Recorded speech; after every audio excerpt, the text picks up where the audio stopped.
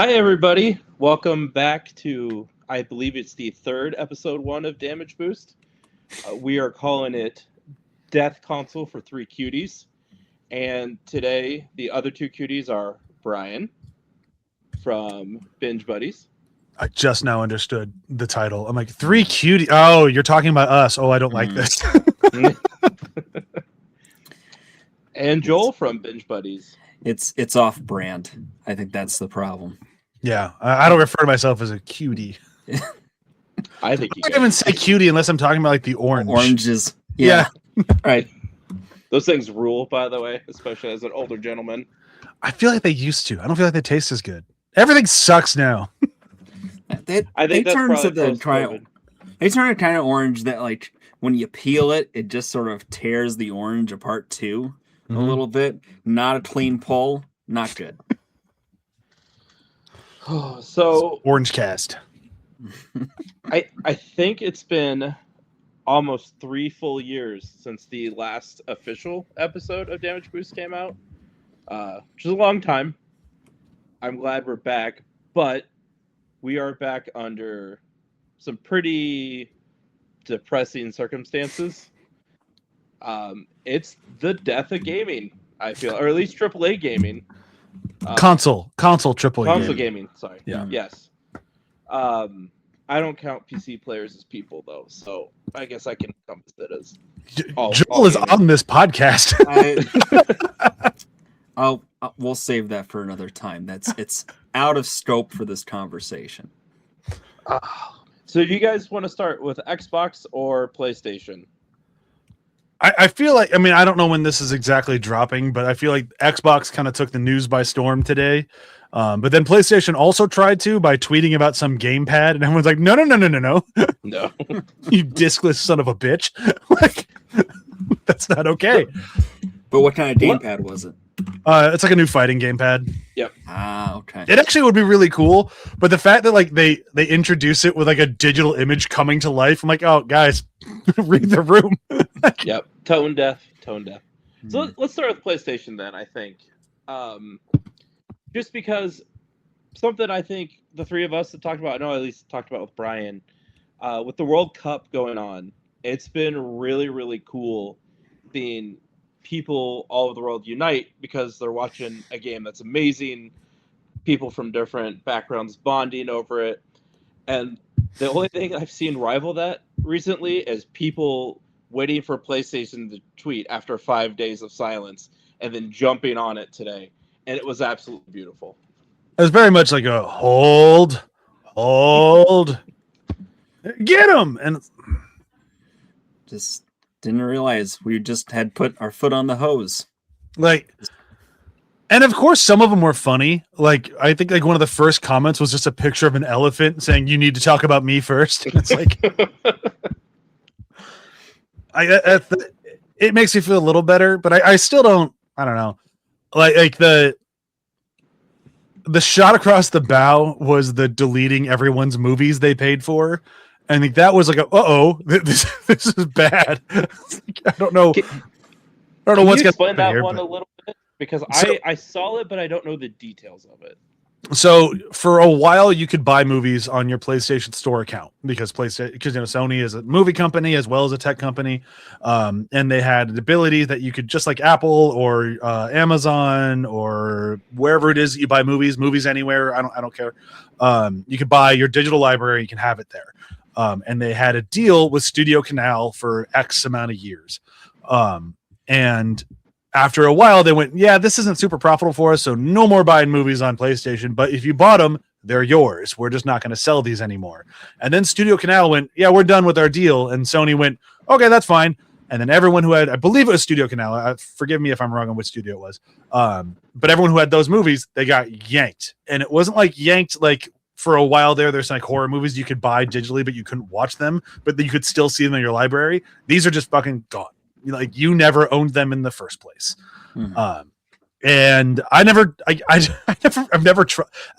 should be clear. I am a Sony fan. I've had PlayStation ever since fucking Joel introduced me to it. And now he's bailed on it, but it's Joel's fault that I'm into PlayStation.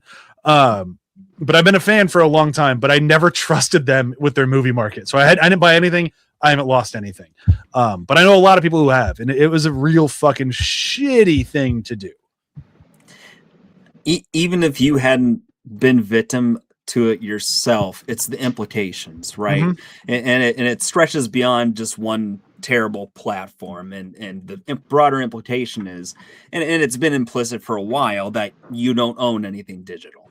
Right. Anything you make a purchase for digitally online, you are paying for a license to it that, as part of its end user agreement, probably includes the termination of that agreement by the seller of the product. So it's this terrible situation where the 1-2 punch of them showing their hand a little bit with that, and then right on the heels of that, saying they're ending physical game production, I think by 2028. 2028, yeah. So you have, I mean, it's really like dueling banjos. Well, don't forget internal firing squad. You have the third banjo in there where they're killing off the PlayStation 3 store and the PS Vita store, which means if you have a PS3, if that's the only form of gaming, I mean, get with the times a little bit. Also, respect, keep with your old tech. I got a fucking Betamax player in my living room. But if that's your only source of gaming, or if your PS Vita is like your really only source of gaming, if you have games you digitally own in that store, but you have not downloaded them yet, those are getting yanked unless you download them. If you download them, they're yours. But the day the store dies, your access to those games is out. That's like Sony's just went like, fuck you, and they just don't care, and like they clearly don't care, and that's a tough pill to swallow as a fan. Yeah, you know my predisposition. They tried to do that thing with the PS3 and Vita store a handful of years back. Yeah. And it was a loud response that made them backpedal to this point. But that was sort of the warning shot that was coming up eventually. But even around then, you had Nintendo closing the Wii eShop that they had set up, and the Wii U one. And it's just like, it's becoming more and more important that there's continuity between the different storefronts through iterations of a console now, because I know that was part of it, and I don't know. It's sad to see where things are going. Oh yeah, like I've been feeling it a lot lately. I've been kind of like digging back through my backlog and trying to like enjoy games of yesterday, and like I'm playing Burnout Paradise right now. Like I haven't played that. Oh, I love that game. A great game, right? But it made me want to play Burnout Takedown or Burnout, really any of the other ones, and you can't, like, unless you own them on a disc. Like, nope. And it's like, that sucks. Or like I really want to play SSX Tricky, I can't find it. Like damn it. And like that's where like what Joel just said, I totally agree with. Like, there needs to be some continuity in these stores, because like if you want to play an old game on PC and you have the Steam OS or the Steam store, like you can get pretty much anything as long as it was ever put out on Steam. If it was ever on Steam, you can most likely still get it now. PlayStation, it's like, no, sorry. And if you didn't download it or you don't own it, you can never play it again. And it bothers me because digital should be a great way for game preservation, and it's just not. And that's insane. But Sony's never been great about really respecting its legacy. I mean, I forget what interview it was. You're going to stop the word at respect. Sony's never been great about respect. But there's, I forget what interview it was with an exec, and they asked them about things like the SNES Classic, and it was basically like, why would you want to play Gran Turismo on PS1 when we've got Gran Turismo whatever on PS4? And it's like, you don't understand the point. Like, it's about preservation of these games, but more importantly, nostalgia bait for us. So, well, nostalgia bait, preservation, and artists work on these things. Like, people pour their hearts and souls into these things, and they're just gone. Like that bites. They're one of like my favorite ways to get a story, and that story I want to share it with my kids, as they get older. And I can't access it. That sucks.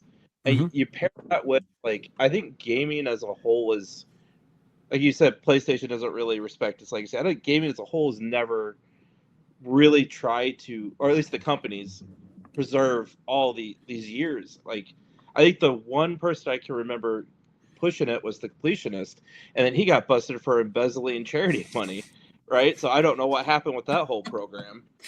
I forgot about that story. Yeah. Yep. He's making a comeback. Still streams. Not a great dude though. And then all this digital stuff and lack of preservation, and then you can't afford to buy a memory. Like the Xbox One and the Series X and the PS5 and the PS4, you have shit for memory.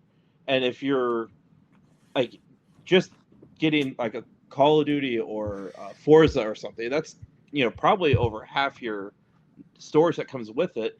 And before all this data center crap, it was still probably $200 to get a decent SSD hard drive that's at least a terabyte. Yeah, I dropped a 2 terabyte stick in my PS5 forever ago. And I think it sent me back like $250. But it's like now I don't have to. At the time, I'm like, oh, I don't have to worry about digital games. This is great. And I'm like, oh, what the fuck was I doing? So I have a Wii U, and when I found out about the storefront closing, what I did was I dug through some old tech in a corner, and I found an old hard drive, external hard drive that I bought in 2010, and I think it was 500 gigabytes, and it plugged in and worked fine. So I've got this nice daisy chain of equipment to keep things rolling and have access to it. That's where my life is right now. I can't believe that hard drive still works. On a wing and a prayer. It kind of feels like the Wii U way. But the thing with PlayStation is, at least as far as I'm a fan, so I'm a little biased, but at the same time, I'm very willing to call out bullshit where I see it. That is, to me, the height of their fuckery. And granted, that is very high.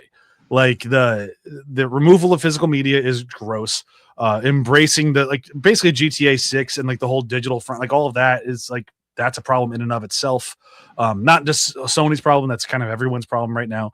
The fact that everyone just went, yeah, it's great that there's no physical games. Let's do it. Bad. But beyond that, what are the things that's really bothering us about PlayStation? Like what? I'm not saying that that's not enough. That's more than enough to get the pitchforks and the flames and everything ready.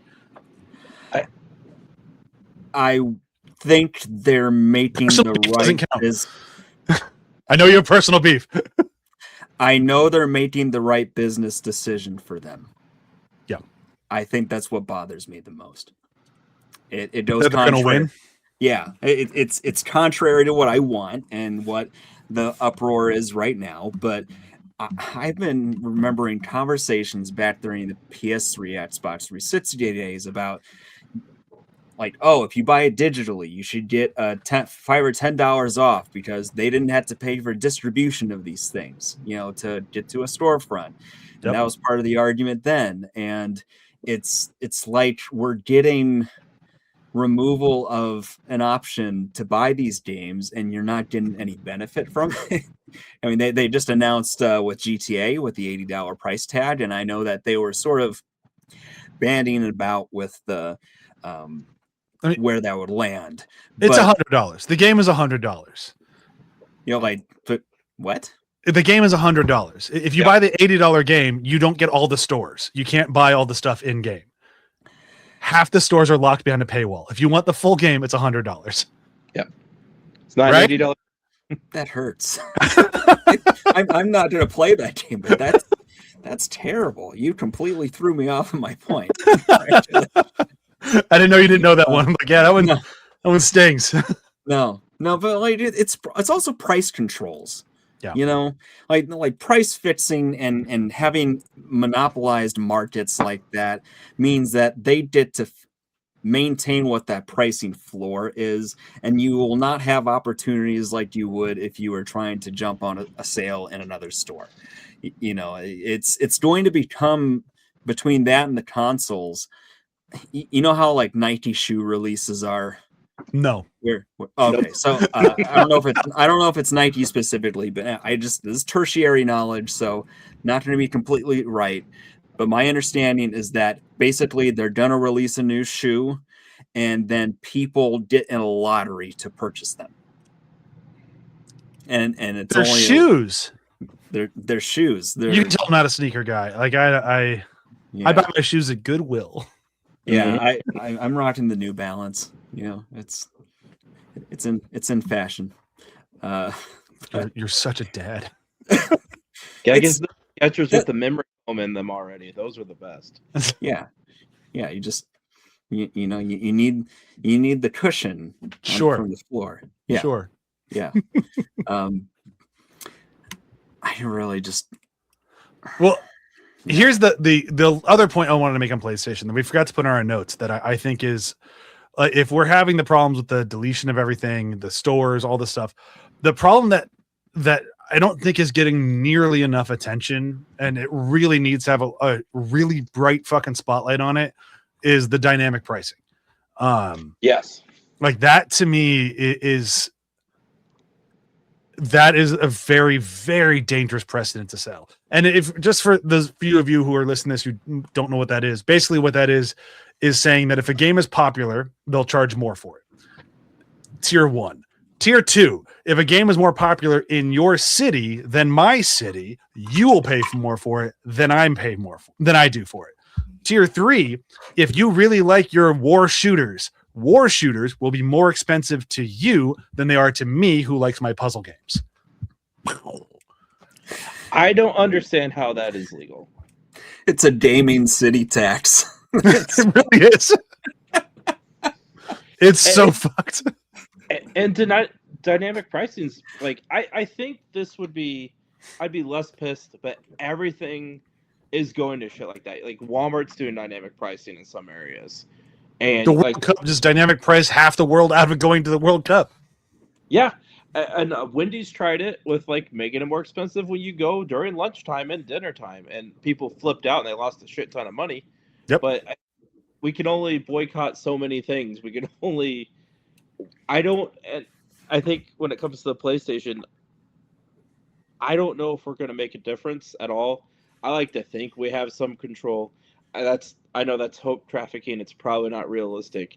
But like I think we talked about it when we tried to do our thing last week.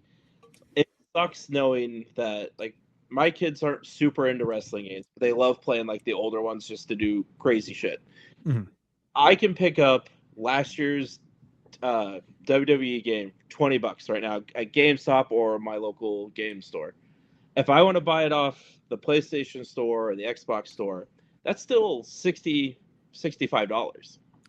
And they'll get you with like it's $65, except for like 1 week where it's $10. Yeah. You got to get it in that 1 week, and it's like. But that's also a scenario where now you're at the mercy of how long the publishers keep the game up. So let's take Madden for example.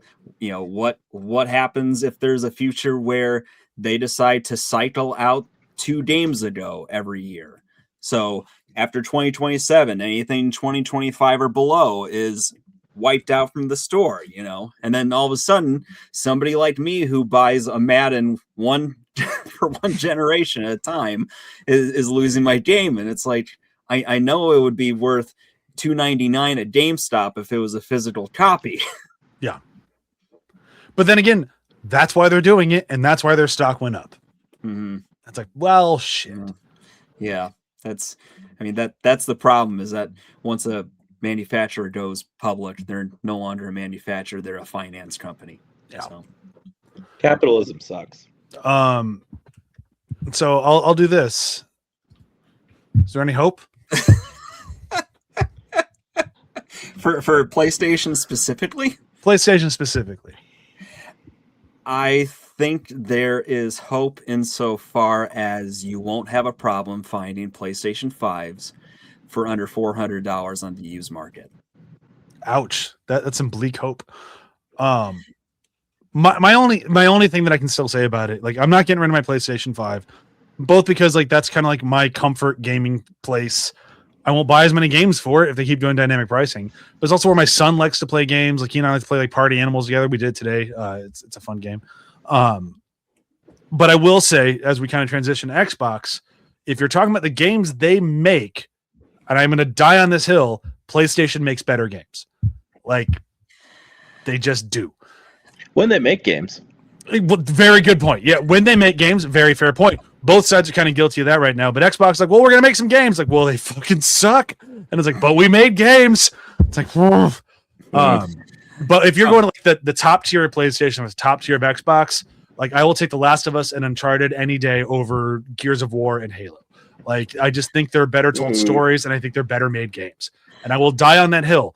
But specifically, like the original Halo, first Gears of War, sure. Sequels, but I still think Last of Us is better, and I think Last of Us 2 is better, and I think Uncharted 1 through 4 are all brilliant games. I don't know why they only come to mind. I know there's way more than that. Like, you have like Dark Souls, like the original From Software stuff with this PlayStation exclusive. Those games are incredible. I don't have a list like that for Xbox, and I have owned every Xbox. I've had them all. They've failed to impress me every single generation past the 360. 360 was fucking banger. I've got nothing to say about 360. 360, I think, benefited a lot from also the convergence of like consoles being able to play PC level games, and so you had the common port between PC and Xbox 360 because the whole argument was like the architecture is about the same. But this, I think, for PlayStation, I gotta hand it to them. Their user interface and menu are worlds better than Xbox. Oh, so much better. The systems in general run a lot better. Like my thing sounds like a rust bucket from 1987 right now, by comparison of what I know a PS5 sounds like and operates at. So, like, technically speaking, they do make impressive hardware, and it's a pool that I wouldn't mind coming back to someday if I can not. No, they Sony anything. They screwed you over so bad. No, don't come back. But like, I totally get it. But like, if I have to play one or the other, I'm usually going to pick PlayStation just because of everything you just said, and because I just think things run really smooth on it. But we can move into Xbox unless Brock has anything else, because I threw some real shade at some of his favorite games. I will say I think Gears has more quality games than Halo does. I'm just going to put that out there in the universe. Hold on. So there's Gears 1, 2, 3. I think those are good. 4 and 5 I can't stand. I liked 4 a lot. I didn't like 4, but okay, fair enough. But then Halo has 1, 2, and 3. Oh, what? No, I forgot about ODST and Reach. ODST, Reach is good. Reach is really good. Reach is probably the best. Might be the best game. And actually, I like 4. I thought 4 was a solid game. It's not a great Halo game, but it's a great game. Like, I thought Halo, I had a lot of 5 fucking sucked. 5 was great. Yeah, 5 is garbage. And then I don't like Infinite. I have Infinite. It's out of its box on a disc. I actually physical media. I got it. It's somewhere like right over there. It's pretty much used as a coaster. I've never played it, but I do have it. I dumped a lot of hours into a PvP on that. Yeah, you did. You used to beat the shit out of me. It was super frustrating. I'm sorry. No, you're not. No, I'm not. No, I'm not. I think this is a good way to ease in the Xbox. One of the news articles coming from this, which is probably the less, I guess, offensive of all the Xbox news, is there is a chance, this is rumored, I don't believe it's confirmed at all, that Activision might have a hand in Halo moving forward, because Activision... Is that good news? No. That's what I'm saying. It's not as bad as like layoffs and stuff. So that's why... And they're talking about it because Activision can handle yearly Call of Duty releases, therefore they're hinting at like a yearly Halo release, which I hate. I hate everything about that. I don't love it, unless we're talking like expanded universe stuff. But if we're doing a mainline Halo every year, there's not enough story there to tell. There's barely enough Halo to tell 3 games worth, but they kept that shit going. I don't know. I don't know how I feel about that. Like, I'm kind of okay with there being more Halo. Like, the fact there's only really 6 mainline games. Like, if you count ODST Reach, then there's 8. When this game came out when I was in 6th grade, and now I'm in my 40s. Like, I feel like there could have been a few more along the way. So I'm okay with them increasing cadence of Halo. But at the same time, Bungie is not involved anymore. It doesn't really feel like Halo anymore. So what's the point of reskinning a Call of Duty and saying it's Halo? Like, what do we gain out of this? It could be, I guess, I think it could be fun if the books aren't bad. There's a lot of like early shorts and like media they did through like a lot of anime companies. Red vs. People Blue think was that- fucking awesome. Like I Yeah. watched the entirety of Red vs. Blue, which takes forever. There's like 25 seasons of that. It's awesome. And then you look up the people in it. It's like, oh, that guy, he's a real piece of shit. Kind of makes you not like it as much. But otherwise, that's a long-standing season. There are DVDs floating around Mhm. of this web series. I still accidentally quote it all the time. Like it's a great show. It really was. Just But, don't like, dig into it. Yeah, don't look into who made it. Well, no. Rooster Teeth is by and large okay, but some of the people directly involved with that, woof. But that's okay. You know, moving on. I don't know. So my problem with Xbox, I've had problems with Xbox for a while, mostly because of Game Pass. I've never trusted Game Pass. I thought Game Pass was a real great way to get people to get into Xbox for a very little amount of money, which is great. But I thought the juice wasn't worth the squeeze with the damage it was going to do to the game industry. And I've been singing that song for years now.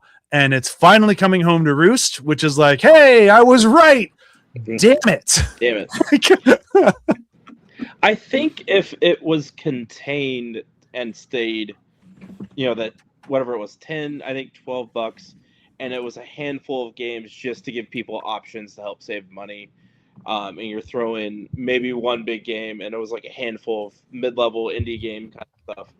I don't know if it hurts as much in the long run, but once we started hitting tiers, and then we throw in the Fortnite crew stuff, and there was going to be more, but EA blocked a lot of it. And then it got up when towards the end of Phil Spencer's run, it was about $34 a month if you wanted the highest tier, which is gross. And that's way too much. That was his breaking point. He jumped ship completely to PS5 after that happened. He's like, this is fucking ridiculous. I'm not paying this much. Like, there's no reason for it. He doesn't play Fortnite. He doesn't need a Call of Duty every year, which now they're removing from Game Pass, I believe, correct? They are, yep. Mm-hmm. So they bought Activision so people get Game Pass so they could get Call of Duty day one, and they took Call of Duty away from day one. Brilliant. $2 billion? Or was it more? Was it $5 billion? For Activision? I don't remember how much it was off the top of my head. It was a lot. It was something stupid, I think it was there's the so Warner much of this Brothers? going on. I don't understand how these things go for what they go, and then they just lay off everybody. And Xbox, and my beef with them as well is ever since probably before 360 when they bought up Rare. 68.7 billion No. with a B. with a B. 68.7 billion. That's insane. And then you're just not gonna use it, basically. That's 6% a Musk. That's pretty big.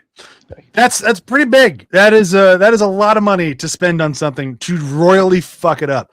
And that was one of those, like, when that was happening, like, I remember getting, like, in conversation with you, Brock, about it. I'm like, no, if this goes through, I don't want anyone to buy Activision. If this goes through, the ramifications in gaming are going to be bad. This is going to fuck up so many people. And so many people are like, nah, you're overreacting. And here we are. No, I wasn't.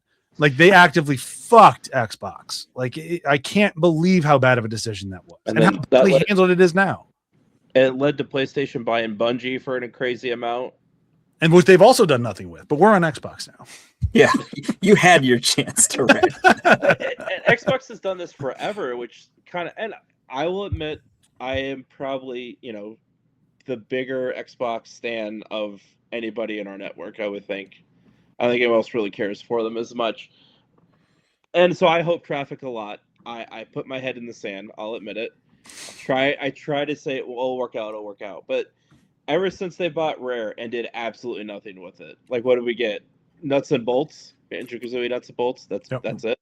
Rare Replay. Not a bad game. Which is great. Rare Replay was still one of the best Xbox games I've ever had. Yep. A Which compilation is so of old ass games. And since Xbox One, we really haven't got games. I think you got games from studios they bought that they kind of fucked over by making them Xbox exclusives. speaking primarily of Bethesda. Bethesda was the news of the day. Bethesda found out they're all getting fucking shit canned right now. What was the number? Does anybody grab it? Like what Xbox is actually firing today? It's like 3,600 people. 3,200, but although 3,200 is the total count. Yeah. That is not fully fired today. I think. Yeah, 1,600 today, and then 1,600 over the course of a year, right? Yeah, something like that. And some of it has to do with. Yeah, some has to do with studios where they're based in the world too, with different protections that they get by dint of being there. But so you look at the nearly 70 billion they spent on Activision, and then they bought Bethesda, and then they made them release Starfield day one on Game Pass. Yeah. And I asked 3 different AI chatbots to try to calculate how much money they lost by putting on Game Pass versus physical releases. None of them could get an actual number, but it was somewhere between $250 million to $600 million that Xbox lost by making that a Game Pass game. And it's like, well, yeah, now people are getting fired. That's what happens.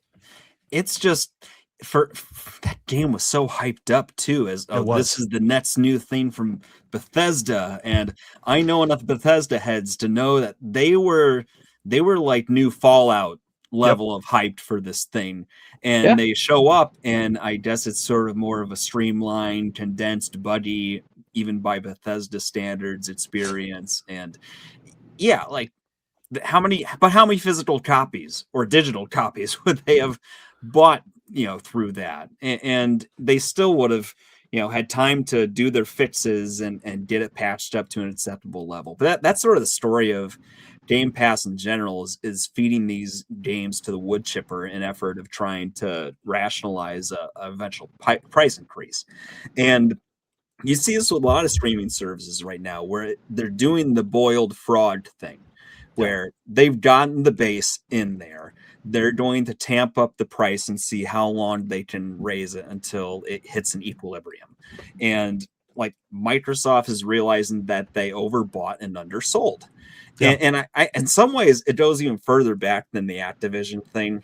Like Phil Spencer, I think he's gonna be looked back on kind of poorly with how he handled it. Yeah, fuck Phil Spencer. Let's just say it. But you even go back to earlier in the generation, whatever that's called anymore. One of the first things he says early on is basically like, yeah, Xbox has lost the console war. I forgot about that one. Sincere quote. Like, that is literally what he said. And I read it at the time and it's like, yeah, you have. Like, it's been over for a while. But it was never just like, okay, what are you going to do to win now? It was like, well, we lost and now we're going to be sort of a utility company for all these games, and we'll create this distribution network, and you can pay us a utility fee for it. And Halo's coming to PlayStation. Like, okay. But like, and I'm not going to get back into PlayStation, but it was that idea. And I think that's primarily, I think Game Pass is why they lost the console war, because they won the subscriptions, but nobody owned anything. And that became a problem when Xbox would start the churn. So you get to play your new game, but then as soon as those games come away, you can't go back to them, and you don't want to spend $70 on them. So everybody who went all in on PlayStation is buying all their shit they owned. We know they didn't, but they owned everything. So when they looked at Game Pass and it got more expensive and they want to get rid of it, they can look at PlayStation like, well, I own all those games, so I can just go play those games. I don't have to I can play what I want versus what Xbox tells me I want. That fucked them. They dumped a lot of money into trying to court these indies and smaller studios and trying to build an interesting port. Well, even like some of the early ones that were early Game Pass, they didn't own them, but they gave them a lot of upfront money towards the production of the game. And like Limbo was one of those, right? Yeah, something to that effect. Or was it Ori and the Blind Forest? I remember that one. Yeah. No, that was actually Xbox. But either way, like the financials clearly weren't there with the math of the subscriptions. Like, and boy, like you read the CEO's post from the Xbox community page, it is a bus being backed up over Phil Spencer. And good. And that's Asha, the new CEO. Yeah. And I honestly I listen to her talk, and I don't trust any CEO of any company. Basically, if you can take home enough money to feed, a family of 5,000, you're not my cup of tea. But when I listen to her talk, it does sound like she is trying to right the ship. But I feel like it's, somebody standing in one of the rowboats next to the sinking Titanic going like, we can get it back, guys. Like, no, you're not even on the ship anymore. It's more transparent than we've gotten from, I think, anything in a long time. That doesn't mean it's great. Doesn't mean it's truthful, but it does, like you said, it does feel like rather than ignoring the elephant in the room, they are addressing it. Yeah. That's something. Go ahead. I'm sorry. It's transparent in the sense that she is a business person. Yeah. Mm-hmm. And as a business person, you're going to get business person answers, but also the directness of the statement was pretty stark, actually, in terms of public communication, talking about how there was 14 different layers of reporting for some people 15. Within this 15, excuse me. You think about the kind of telephone you would have a game between an executive and yourself if you have to get communication down on what to do. And like, that might be sort of the story too, is just how you buy up all this stuff. It becomes a jumbled mess and it just doesn't work so badly that it's just a chaotic withdrawal. I mean, the talk of the merger from Activision and Blizzard at the time, the obvious answer was, yes, there's going to be layoffs. It happens with every merger because part of the acquisition is really more like, we value this brand of stuff, maybe these pockets of the business we're buying, and we're going to restructure it. And it's usually like almost quasi scrap for parts, right? And we integrate what we want. So that was coming one way or another, but things didn't move that much in terms of like layoffs and firings and hirings before this, if I can remember. Like, I don't remember a lot of news. Well, there was firings, and then there was like just shutting other studios down. Yeah. Like instead of like firing groups of people, it's like, well, we bought Activision, so this studio is closed, not for sale, not like, oh, we're doing something else. Closed, and everyone's out. So like they did that instead. Strategy. Yeah, like, which is really fucked up. Like, I don't care how transparent you're being. That's fucked. Like, these were companies that were stable and were doing okay and making their things. And Xbox comes in going, now you have Xbox money. By the way, now you don't. You're all fired. Like, Jesus. Like, well, that was Bobby Kotick at Activision Blizzard, scuzzbaggery. I mean, when I say transparency from this case, I guess I mean more in terms of like, you can tell her decisions are going to be business focused rather than sort of lip service to the community that there had been over several years.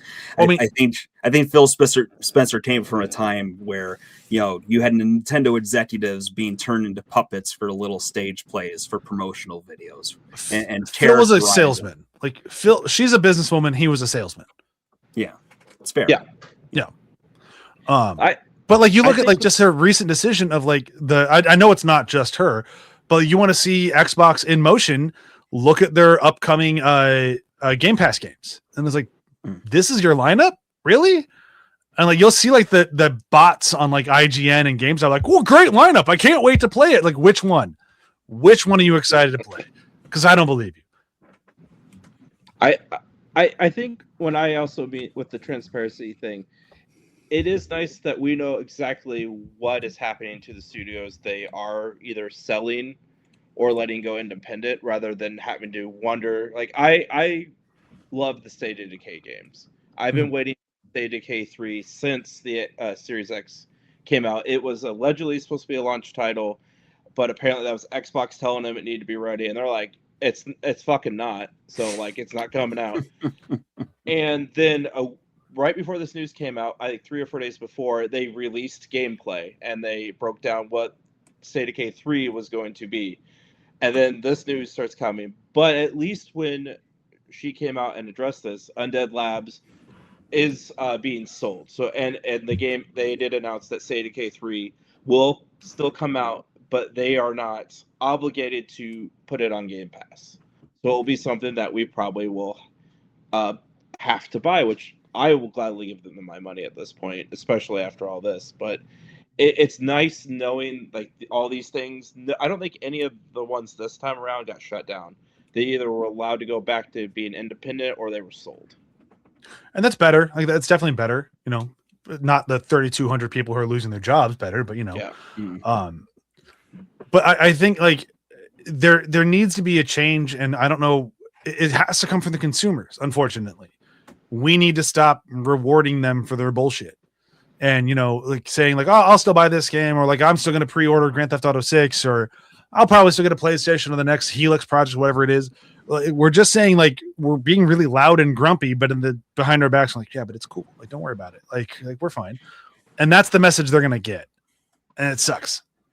I mean, there's such a big infrastructure underneath the actual console gaming business of it. Like you think the subsections like news, reviewing folks, people who do like strategy guides of stuff, and their whole work is based around this industry, and they're going to come to heel because that's what they have to do. Kind of like how GameStop is going to figure out how to sell more Funko. It's I don't know if GameStop survives when Xbox goes digital only as well. What does GameStop do? Like, what does GameFly do? What do any of these physical retailers do? Like, they can't just all become Nintendo stores, because again, when Nintendo goes digital only, not if, when, they're all fucked. Yeah, and it is going to be a dying business because it's going to be people buying for retro, and retro is only like it follows the generation of person that plays it, right? So like eventually Switch will be retro to our kids, and eventually it's like, okay, well, this is the last console that ever had a physical thing, and nobody cares about these old things anymore. Yeah, it'll be a natural, slow, sad death. Yeah. Anyway, I thought I mentioned, since we talked about how Xbox has no games, just a quick snippet of like what my recent play history or most played has been, and which ones are actually Xbox. Minecraft. We did a lot of time with Minecraft. Sneakily the best game on Xbox. Nothing sneaky about it. It is the best game on Xbox. Okay, sneaky to me because I didn't acknowledge its existence until several years ago because it's me. Sonic Frontiers. That was probably my kid playing it more than me.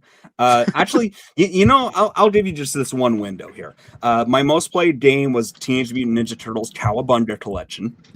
And Xbox and PlayStation. I bought that sucker twice. It was worth both copies. It was. My most played game from Game Pass was Vampire Survivors. I'm in no way shocked.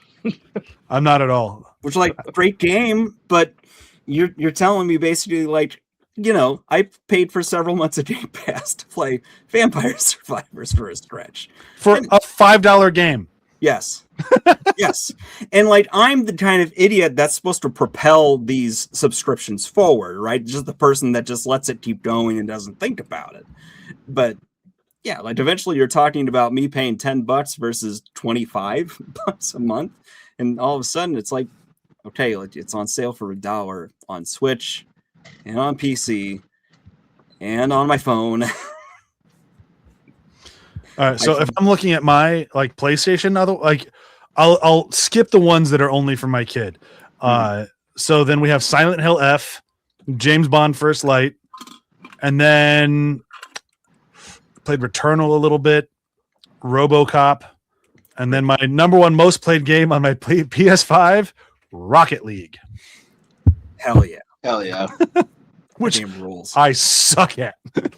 Still rules. I have played Rocket League probably several times a month since it came out, and I am still the absolute fucking worst at that game, but I love every second of it. I still can't get like how people can fly the cars and like they can like juggle. I can't get my car to fly. I still can't. Like nope. I'm awful at that game.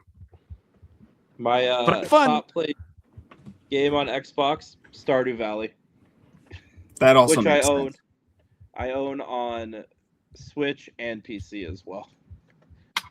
I'm honestly surprised that my most played game is Rocket League. I'm surprised it's not Persona 5. I played that thing 5 times, which is 500 hours. So how much fucking Rocket League have I played? I mean, they're what 3-minute matches, and they pile like that. I mean, I guess they do, yeah. Yeah, I mean, there was a period of time where that was the only thing I could fix time into play. You know, when your kids are young enough. Yeah, it's like you get pockets of 5 minutes. So. Oh man, when my kid was a baby, I would be feeding him with a bottle, and like I'd prop the bottle in my arm so it'd stay in his mouth, and I'd be playing Doom on my controller. The crazy things we do as dads. Brock, I keep stepping your toes, but I'm going to say this again. So, Xbox. Is there any hope? I think we talked about it. I just broke my desk. Oh God. Anyway, that was almost bad. How did you lose weight? I am holding out hope. I'm feeling. I like you said. I like this new CEO. I don't like, but she seems less evil than all the other CEOs we see in our lives.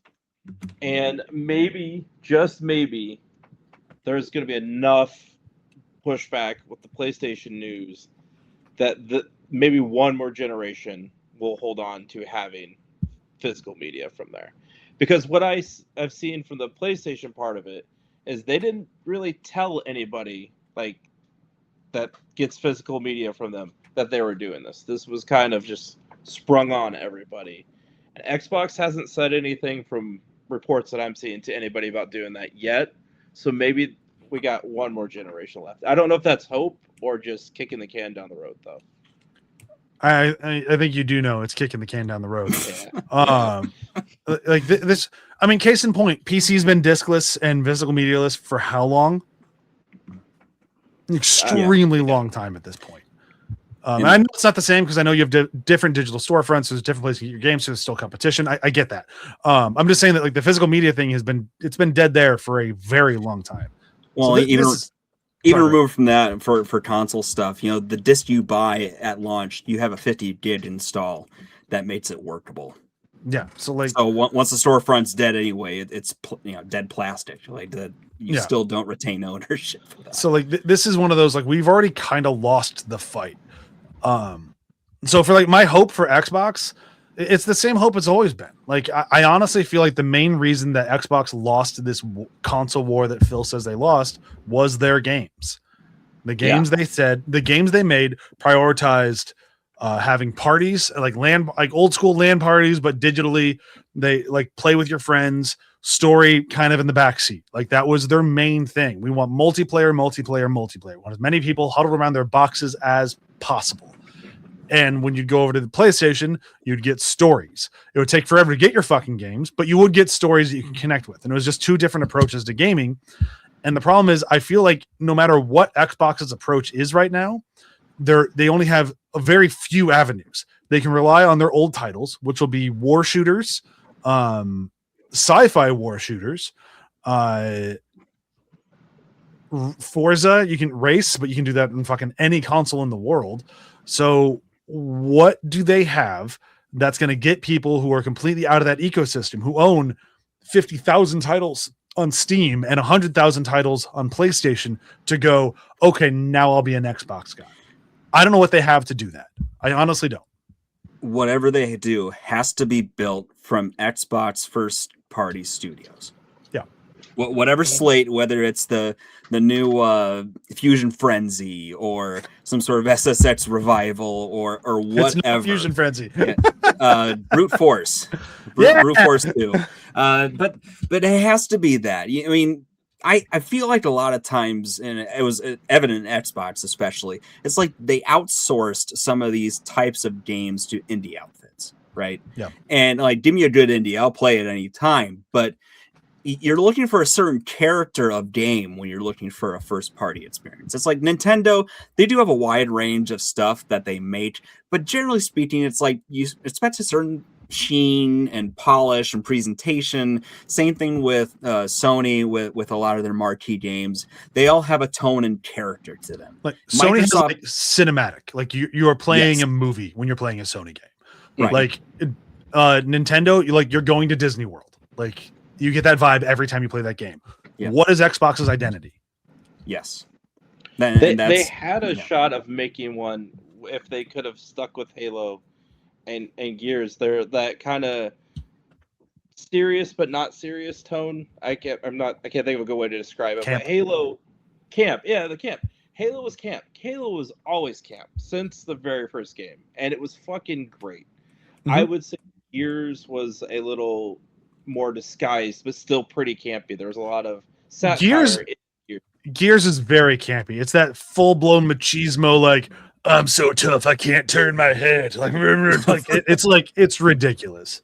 Yeah, and I love it for it. And then I like you said, between the outsource and just not fucking making games. I remember getting the Xbox One, loving Titanfall. I'm like, I can't wait for all these other games that will come out, and then nothing happened. They killed Scalebound, little motherfuckers. Mm-hmm. Still mad. I bought an Xbox One for fucking Scalebound, but that's one thing I haven't seen PlayStation do a lot of. I'm sure they've done it. Nothing come to my head. They haven't killed games they've already advertised. Xbox has done it at least 2 times that I can know of that personally offended me. Perfect Dark, Scalebound. And that's what people are worried about with Fable now, with everything going on. Fuck, I didn't hear about that. No. No, it's not gone, but that's the fear. That's going to be the next one that will never actually come out. Reddit and Blue Sky posts. That's where we're at right now, right? Yeah. Yes. Yeah. Yep. And also friends of mine who are giant Fable fans that are. I was a giant Fable fan.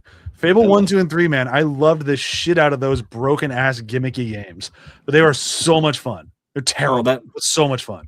It's just fun. Like it's fun, harmless action that is not precise. It's a bit chunky, but like it's silly and fun. That's all. What was the one where you die? They're like, yeah, we removed death from the game, but if you die, you just get a permanent scar that can't come off your character. It's like, who fucking cares? I can do whatever I want. Or the third one being broken, where you couldn't actually achieve the ending unless you knew what to do with the money at the beginning of it. That was it. Or you could just play the loot, and you have to play the loot. I think for like 50 hours to earn enough money to be able to get the perfect ending. I love Fable. Well, and just to wrap up the Xbox 2, where was another Fallout? We got one. What the fuck? One over 2 generations, I think, as well, right? Because if you count Xbox One and Series X, it was just Fallout 4. Yeah. I'm not counting. There's Elder Scrolls 6. Yeah. Fallout Shelter counts. What counts? Fallout Shelter. It does. It's not what we want from a mainline Fallout game, but it is a Fallout game. I will give you that much. Technically correct. Technically, it counts. Yep. Yeah. But I think I'm more pissed off now that we've talked about Xbox the way we did.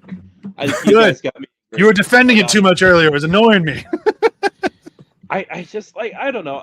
I think if everything else didn't suck at the same time, this wouldn't depress me as much. But this is my favorite way to experience a story. You know, it's pretty damn close. It's a way one of the ways, like I'm autistic and my dad struggled to connect with me, you know, but one of the things that he figured out early was video games. You know, that is how my dad and I connected. I have 2 autistic children. It is one of the ways that they really love to connect, you know, and it really, really hurts knowing like I might be priced out of it sooner than later too. And we'll always have the retro, like the things we have now, but to be like, yeah, I don't want to pay $100 for this game you guys want, that, you know, like right now I can, if I pick up an old Switch game or anything, it's, you know, $30-$40. That's okay. But things moving closer to $80, $90, $100, you can't take risk on things that we're not going to play constantly, you know, and if I don't I definitely don't want to pay that much. No, you don't like feeling like you're like when you're buying a $60 game, aging it, you know, I don't remember how last time those were considered the full price games. It stung, but it felt like you could still take a bit of a risk on it. Mm-hmm. And then they bumped it to 70, and I felt like that risk factor was gone. And I make one $70 game purchase a year. Like I limit myself to one. I'm going to do one. I'll have a good time with it, I hope. And this year it was First Light for me. And like the first 5 hours, I'm like, I fucking wasted my money. And I was pissed. I was messaging Brock on the side. I'm like, I can't believe I can't believe I wasted my money on this piece of shit game. By the end, I really came around and I loved it, and I'm glad I spent the money on it. It's a great James Bond game, but yeah, like it's like I'm a Grand Theft Auto fan. I have been a Grand Theft Auto fan since the fucking 2. Like I have loved these games my whole life, and the idea that 6 is coming out and I'm debating on buying it stings. Like I pre-ordered it. I paid $100. I pre-ordered the game. And then all this PlayStation news came out. And like, you know what? Fuck you, PlayStation. I canceled my pre-order, which took 6 hours to cancel, mind you.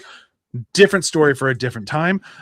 But I don't like that that's where we're at. I don't want to pay $100 for a game I used to pay $40 for, or $60 for, or $50 for.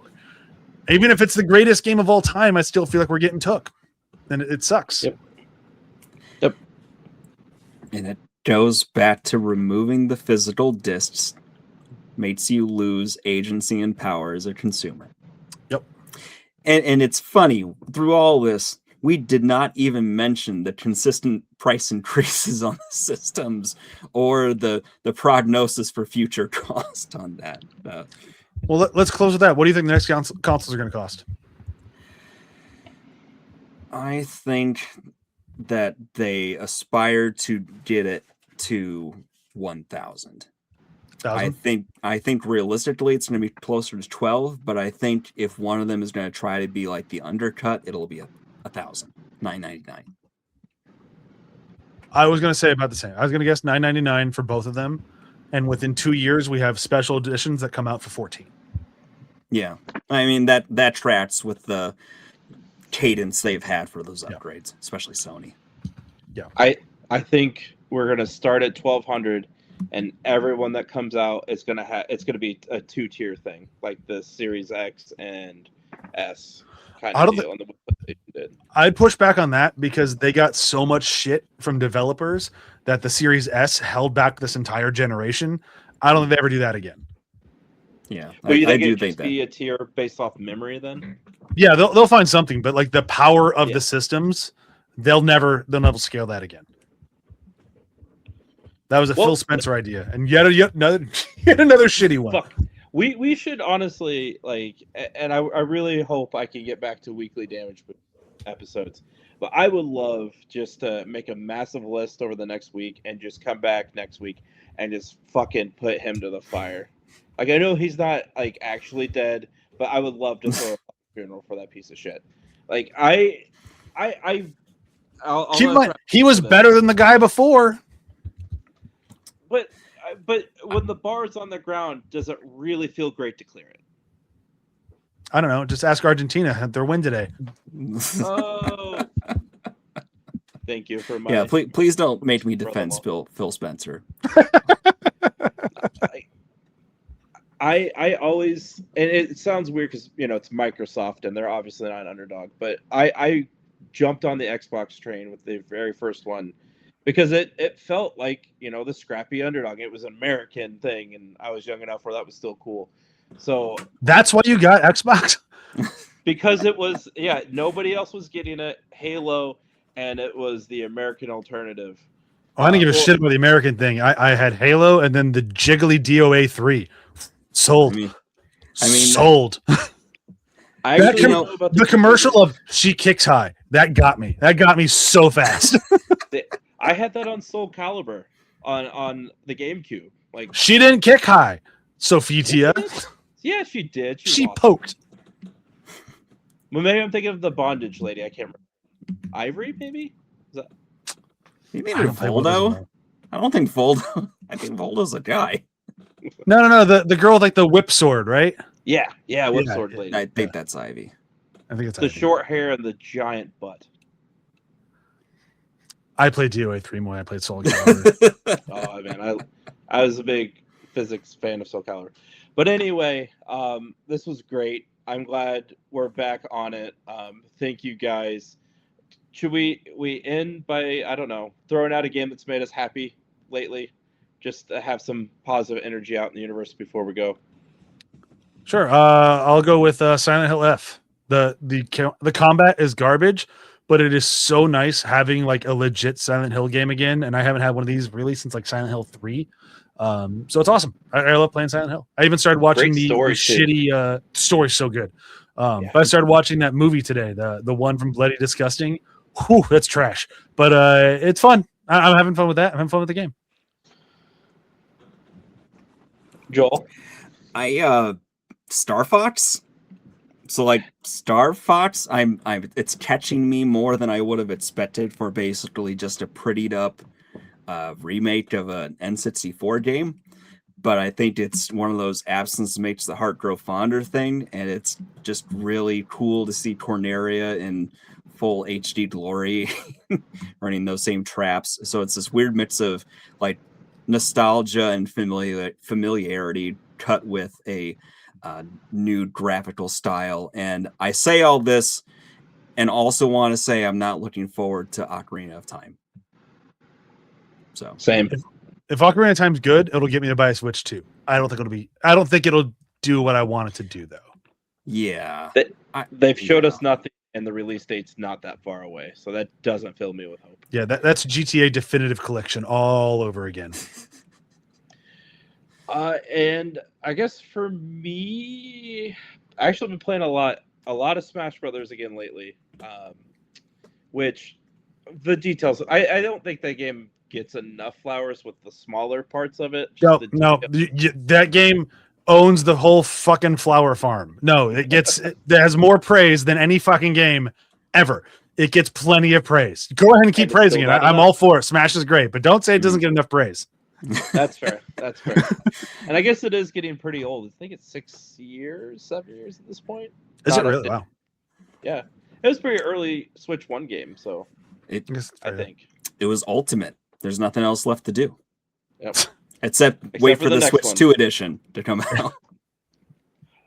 And obviously Stardew. So much Stardew. God, I love Stardew Valley. We have 4 different farms going on different combinations of my family. My wife and I have one. One of my sons and I have one. The 3 kids have one together. Like, we just tons of this game's just so much fun. It makes me happy. I've never played it.